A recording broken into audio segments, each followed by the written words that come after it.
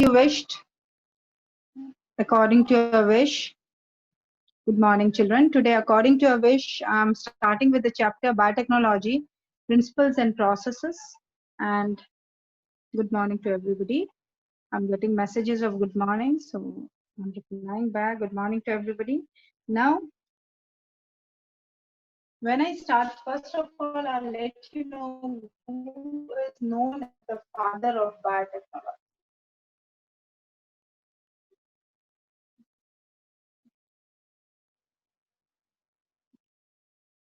The father of biotechnology is considered to be Carl Ecke.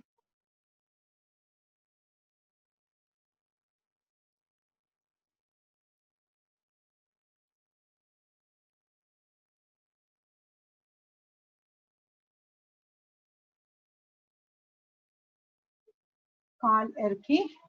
But in some books, you will find this also written, Paul Birch. In some books, this name is also written, but father of biotechnology basically is Carl Ecke. Now, children, let's start with the definition of biotechnology. Now, how do we define biotechnology? So, biotechnology includes all the techniques using the living organisms, their enzymes, their molecule to produce various products and to develop various processes for the welfare of mankind. That means what do? There are some techniques developed by which we use living organisms or the enzymes they produced, or the molecules which are produced by those organisms to produce products or to develop some processes for the welfare of the human beings, for the welfare of the mankind. So this is biotechnology, or if we write, I'll write it, living organisms or their enzymes or their molecules in this process, living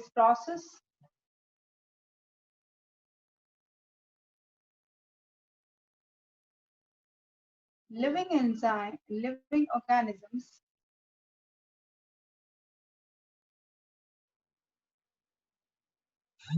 their enzymes or their molecules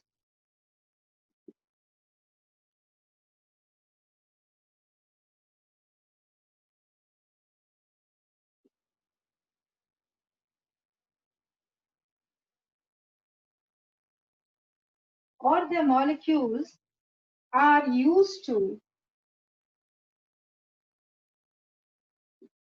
obtain products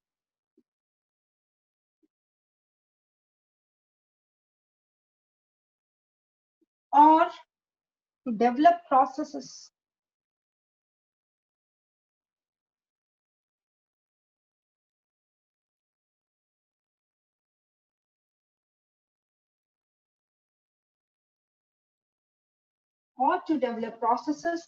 for the welfare of mankind.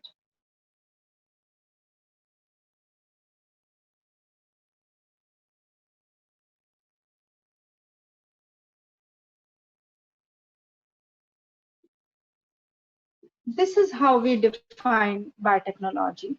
Either we use a living organism itself or the enzymes produced by it or some molecules from it, and we obtain some products or we develop some process, and all this is used for the welfare of mankind. So children, this is the definition of biotechnology. One more definition, it was given by European Federation of Biotechnology, which is EFB. European Federation of EFB. This is European Federation of Biotechnology.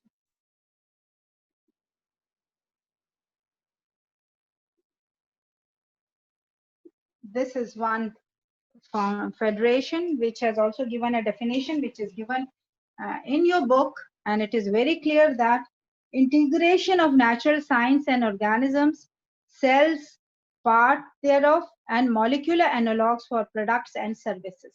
So here when we say products, what we obtain from them, services, what are those processes? Now, uh, the core techniques for which the birth of biotechnology it took place, the techniques. Number one, the basis is genetic engineering. Genetic engineering.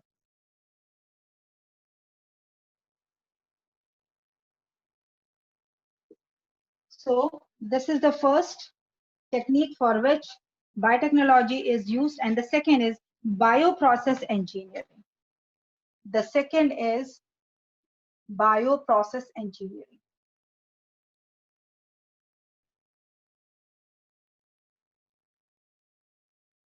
Now, what is the difference between the two? The first type is genetic engineering, in which the genetic material is altered. First of all, the genetic material is altered. By genetic material, what do we mean? Genetic material is either DNA or RNA. This was altered, this genetic material. It was, various techniques are developed and it was altered by various techniques of biotechnology. It was altered, and then this altered genetic material was introduced into the host. It was introduced into the host, and then what was seen, that the phenotype of the host changed. Change in the phenotype of the host.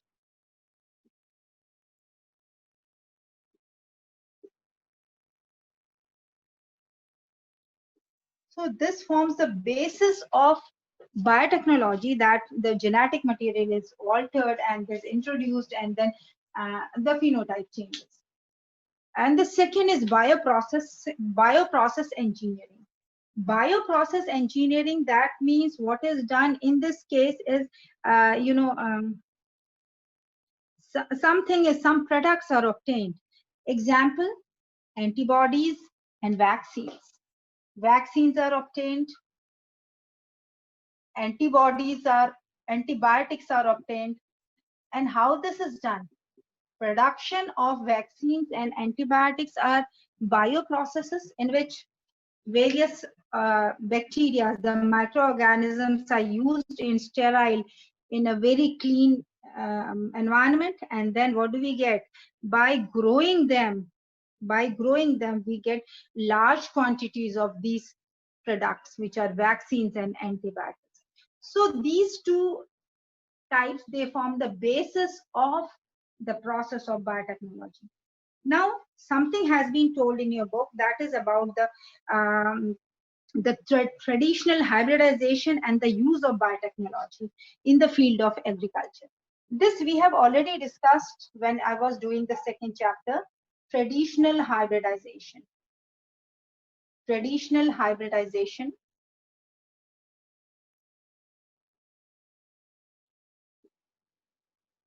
Traditional hybridization resulted in the production of hybrids. Whereas when we use biotechnology in the field of agriculture, when this was used, biotechnology was used in the field of agriculture, we obtained the GMOs. GMOs. So there was difference. We have already discussed in the chapter application, that because of this traditional use of traditional hybridization, there is multiplication. First of all, introduction, insertion, or inclusion, as well as multiplication of undesirable gene also takes place. That means whichever, we cannot be specific about the desired gene. Suppose we want any desired gene to come into a crop, it's not necessary that that particular gene will come. The undesired genes also are included, and as a result, what happens, that there is multiplication of undesirable gene also along with the desirable gene. This is what happens in case of hybrids. But in case of GMO, what happens? What is created first? First is created the rDNA technology is used. Recombinant DNA is created. That means the desired gene is introduced into a vector. Whichever segment of gene we desired, that is introduced into a vector, and then that vector is finally introduced into the whichever plant we want. That particular desired gene is introduced, and the product we get is very specific in the way that it will have only that desired gene. There won't be any multiplication or any inclusion of undesired gene. So this is very specific process, and this can also be known as gene cloning. This is also termed as gene cloning.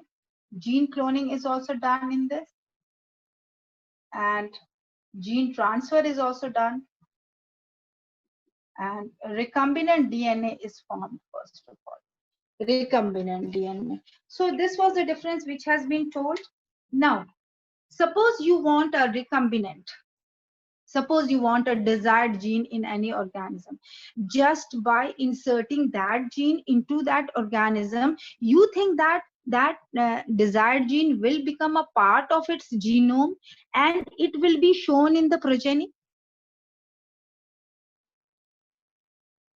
This is what I want to tell you now.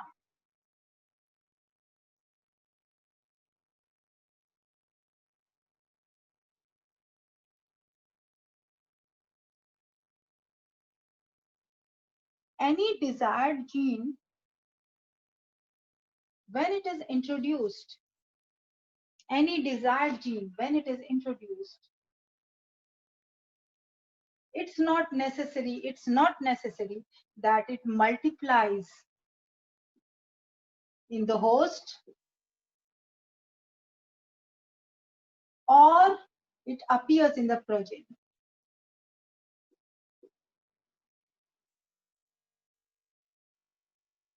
That means this process of recombination, this process of biotechnology is not successful till it multiplies in the host or it appears in the progeny. We cannot say that we have got the desired gene in that particular organism because it has just been introduced. It hasn't become a part of its genome. So this is not possible till it becomes the part of its genome.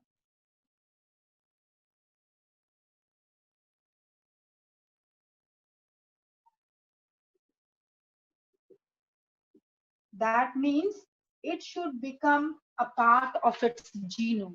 So how it becomes that? See, if any desired gene becomes the part of its genome, then only it multiplies with replication of that chromosome. When that chromosome replicates where that desired gene is inserted, then what happens? That replicates that desired gene also multiplies, increases in number with the replication of that chromosome. At the same time, it appears in the progeny also. Then we say, fine, this GMO or genetically modified organism has been made and it is successful. But uh, this will not happen till it becomes a part of its genome. And how it becomes a part of its genome? You know that the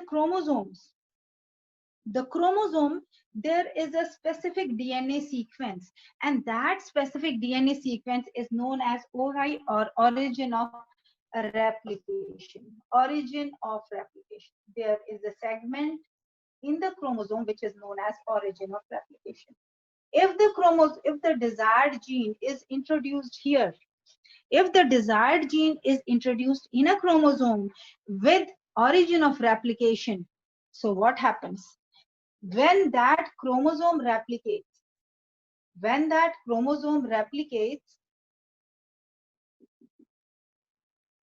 the desired gene will also replicate.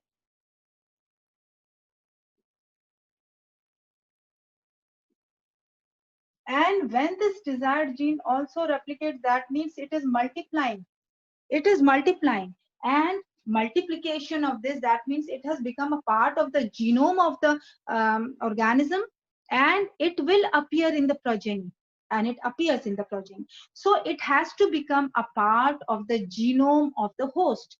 Then only it multiplies, and then it is passed on to the next progeny. This is only possible if it is inserted in a chromosome with origin of replication. Now, beta.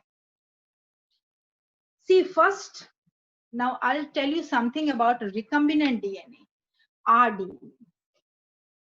rDNA or recombinant DNA. This is also known as recombinant DNA.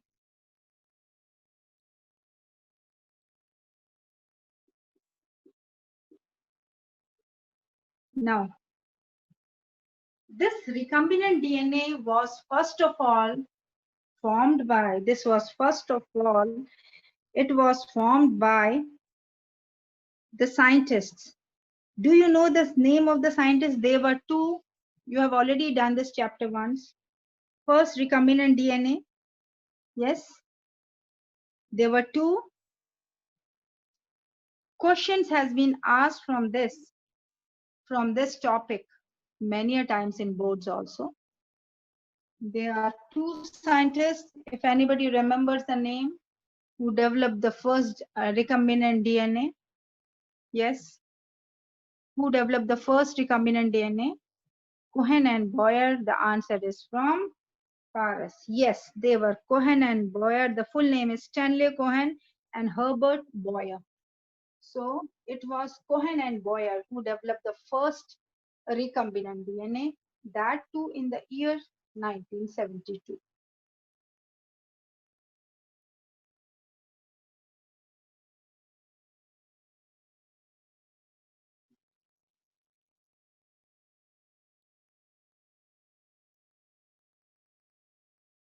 So the first recombinant DNA, it was developed by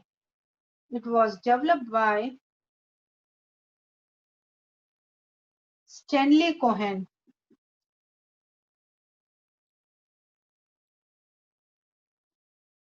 and Herbert Boyer.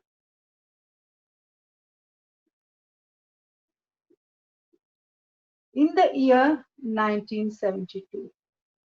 They were the first one to develop the recombinant DNA.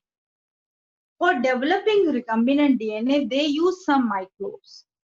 From one, they took out the desired gene, and into the plasmid of another, they inserted the desired gene. And this is how they developed the first recombinant DNA. So what was done? There is a typhoid causing bacteria, and the name is Salmonella typhimurium.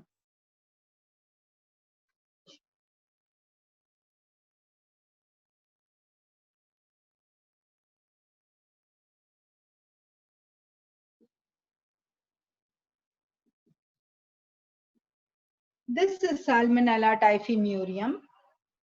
From this particular bacteria, the desired gene was taken. Suppose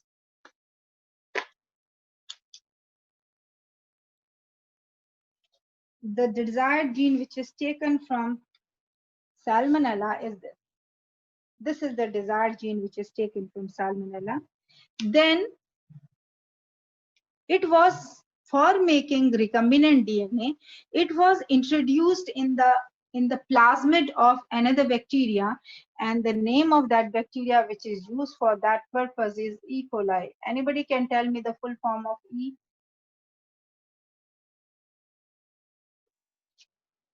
Anybody can tell me the full form of E? Yes? Escherichia, yes, yes, yes. I've got your answer. Yes. So from Escherichia, the plasmid was taken. Plasmid was taken out. What is this plasmid basically? What is this plasmid? What is this plasmid? This, what was taken out from this? It's a plasmid.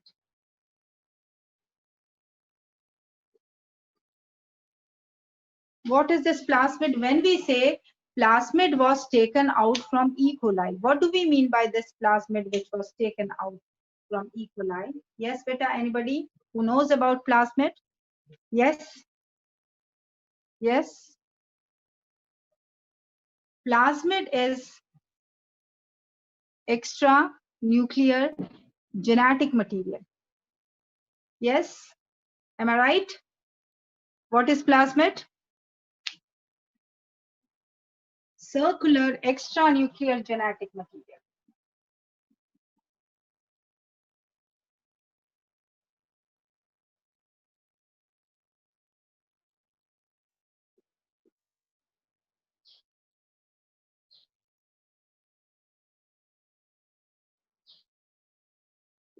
Extra nuclear genetic material, which is circular in nature. So this was taken out.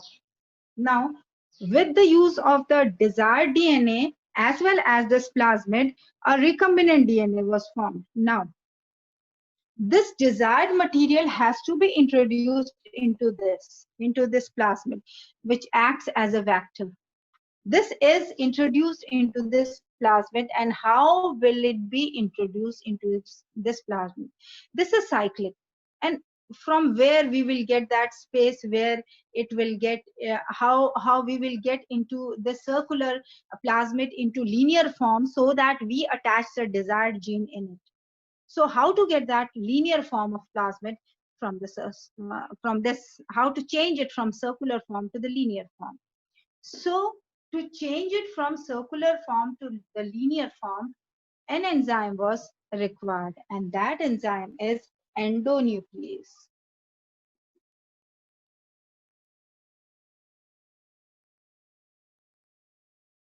Can you tell me another name for endonuclease? What is another name for endonuclease? Anybody who remembers? Endonuclease has one more name. Anybody who can tell me the name of endonuclease? Yes? Endonucleases are also known as restriction endonucleases. Yes? Yes, biological scissors or molecular scissors. Okay, of course, restriction endonuclease, because that is, they are restricted, to cut at a particular site.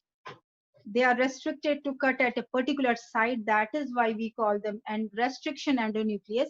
But because of their nature of cutting the segment, of nature of cutting the genetic material, they are known as molecular scissors. So they are also known as molecular or biological scissors. Molecular or biological scissors.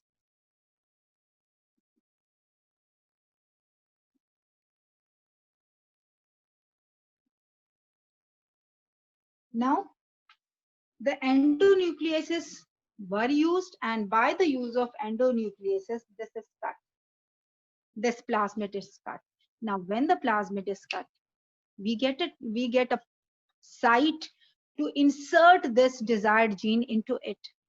So this site has been obtained by the use of molecular scissors, which is endonuclease. It cuts the plasmid, which is extra nuclear genetic material. When we use the term extra nuclear, what do we mean by this? Extra nuclear means, yes, I have used the term extra here. Extra nuclear means, beta, what is the meaning of extra nuclear? Yes, anybody? Meaning of extra nuclear? Outside nucleus. Yes, you are absolutely right. Outside nucleus. Yes, Sukhsahaj, you are also right. So now this plasmid, into this plasmid, because we have got it cut, we have got the site for insertion of the desired gene. We insert our desired gene here. Now, only insertion will not matter. Just insertion will not matter. If we insert the desired gene, you don't think that the task is over, because it will come out again.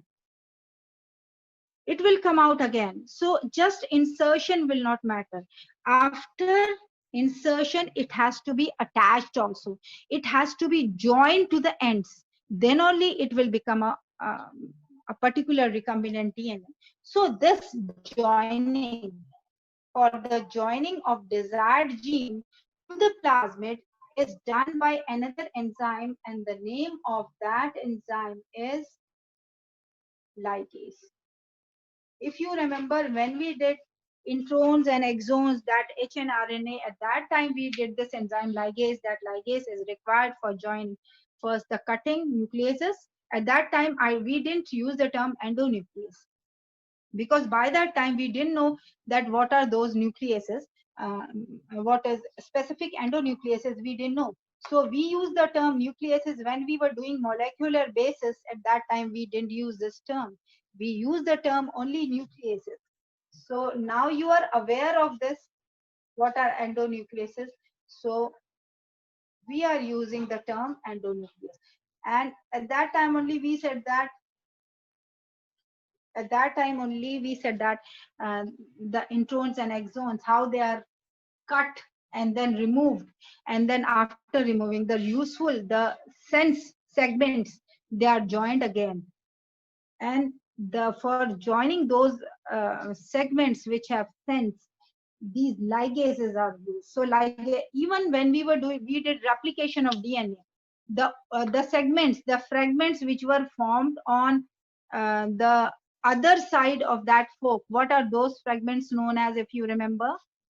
Those fragments which were formed, which were on the name of a Japanese researcher, if you remember those fragments which were formed in the fork, Okazaki fragments. Yes, yes, Okazaki fragments. Yes. For joining of Okazaki fragments also, what is used? Ligases are used. Then only you get a complete strand of DNA. If ligase is not there, we will not be able to join it. So here, beta, when we get the desired, first of all, from Salmonella, the desired gene is first of all located. First, it is very important to locate it, and after locating we have to take out that fragment, that particular piece of DNA which we need. And then at the same time, the plasmid, which is the extranuclear genetic material of E. coli, it was cut to make some space for the attachment of the desired gene. Then to this, here it was inserted, the desired gene was inserted, and only insertion will not solve the purpose. The task will not be over. It has to be attached also. So how it is attached? Another enzyme named as ligase is used. So ligase attach its ends. So what do we get? This is recombinant DNA. This is what we call as rDNA. And this was the first rDNA which was prepared by Cohen and Boyer in the year 1972. Many a times the questions has been asked about this discovery of Cohen and Boyer. How did they made the first recombinant DNA? So it is very important when you write the answer, you write the name of both the microorganisms, Salmonella typhimurium and E. coli. Okay, even if you don't write Escherichia, it's okay, but your way of writing the scientific name should be correct. If you're writing Salmonella typhimurium, the S should be capital, and typhimurium, T should be small, and both have to be underlined separately. You know, these little things, they fetch you marks. If you don't care for these little things, the marks are cut, your answer becomes unimpressive. So you have to take care of these small things. Like same way here, when I have written E. coli, E is written in capital underlined, and then there is a dot to separate, this is genus and this is species. Then coli, C is small, and then coli, it is written completely, all small letters, and then underlined. It is very important to underline like this. And this way, the first recombinant DNA was prepared in the year 1970. See, since long back, the research on biotechnology is, has started. So now I don't know where we have reached, where we have reached. They must be doing, the scientists, the researchers who are working on biotechnology must have done a lot of research that we have reached to a very high level of biotechnology. All the GMOs, GMCs are now available. Before they were not. First of all, people didn't accept, and then the people were told that these are the uses of the biotechnological product if you use. These days vaccines see so easily available. Before it was not. That is just because of biological processing, bioprocess engineering. which is done by biotechnology. Vaccines are available, antibiotics, any amount available. Okay, it is very, very easy to get vaccines and the antibiotics in large quantity just because of this process of biotechnology, which is doing wonderful research, and then we are getting it, we are, developing in the field of biotechnology day by day. So, beta, if you get this question, you have to be very specific in writing the names of microorganisms properly. And then this particular layout which I have given you here, this can be made in the form of a paragraph, in the form of a page. I mean, more than a paragraph, it should be a big paragraph. And then along with this particular diagram, enzyme, the segment which I have made with a different color, the plasmid which I have made, written here the names of the enzymes, all are to be mentioned. Then only the you will get it can be a 3 marks question, so you can get good marks in it. Fine. So but here this now, what needs to be done? What needs to be done? See, once, see the 3 basic steps in genetically modifying an organism. If we want to genetically modify an organism, the 3 basic steps, and these steps are to be written. It will be better if you write it in the same way, the way these are given in the book. In the NCRT book, these are given on page number 195 and given in a very nice way. The first step for modifying an organism is identification of DNA with desirable genes. We have to identify that this particular DNA has the desired gene which we want. So first to locate it, identify and then locate the desired gene. After identifying and locating the desired gene, then it has to be introduced into the host. See, once we have identified, we have located, we have taken it out by means of, by using the molecular scissors, and then where it has to be introduced, it needs to be introduced into the host. So it is introduced into the host, and then maintenance of introduction, introduce DNA in the host and transfer of DNA to its progeny. We have to make it very sure that it is multiplied in the host. First, it is multiplied in the host, and then it is transferred to the progeny. If that particular character which for which that desired gene is responsible, if that is not seen in progeny, that means it is not a successful process which has been taken place, which has taken place. This is not a successful process.